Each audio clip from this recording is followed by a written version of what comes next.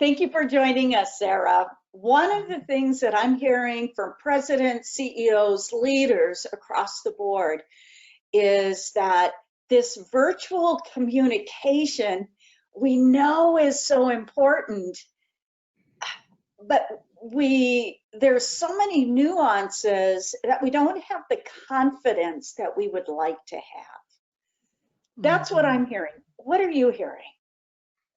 I'm hearing the exact same thing. We have many people who are basically just taken back by all of the new pieces of the virtual communication that make us feel like beginners again, make us feel like we've never held a presentation in our lives, or we've never done a meeting. And the truth is, there is a learning curve here that we are all, going through, and some are picking up pretty quick because they're doing it a lot, and then some it's taken a while because they only have a meeting they only present once a month or something like that. And it is challenging right now, and it's all about how do we make these meetings or presentations valuable so that they're not a waste of everybody's time.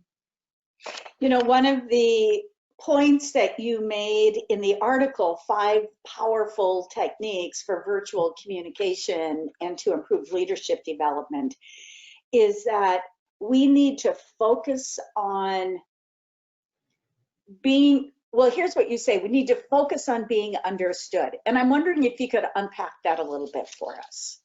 Yeah, so in the past, it might have been enough to hold a meeting or get together and present to an audience and lay it all out there and walk away and just assume that people got the message. But now virtually, we have our listeners extremely distracted or just busy with other things, and so they're multitasking. And as we hold these meetings or presentations, we really need to find out, are we being understood? Because it's not always obvious.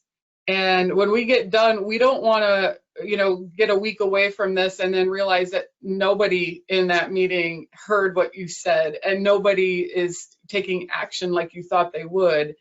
So the question is, how do we do that? How do we become understood so that we're not fooling ourselves?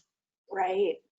In the article, you lay out 5 powerful techniques for virtual communication and virtual connection.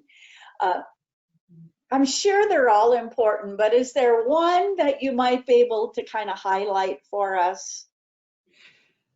I think all of them equal one. Let's just say that. So the thing that I would emphasize most here is making sure that the attention is put on your listener, so that we are, as we're leading a meeting or presentation, we are focused on what's going on with them, and we're asking questions to find out about them, and really taking all of that attention that sometimes can make us nervous and anxious and am I saying everything correctly? Am I looking good? Am I, interesting? All these questions, don't worry so much about that, but instead think about, how am I coming across and are they hearing me? When I look at top leaders, professional salespeople, that is one of the traits that they have in common, is that they are focused on the other person, serving the other person, helping the other person.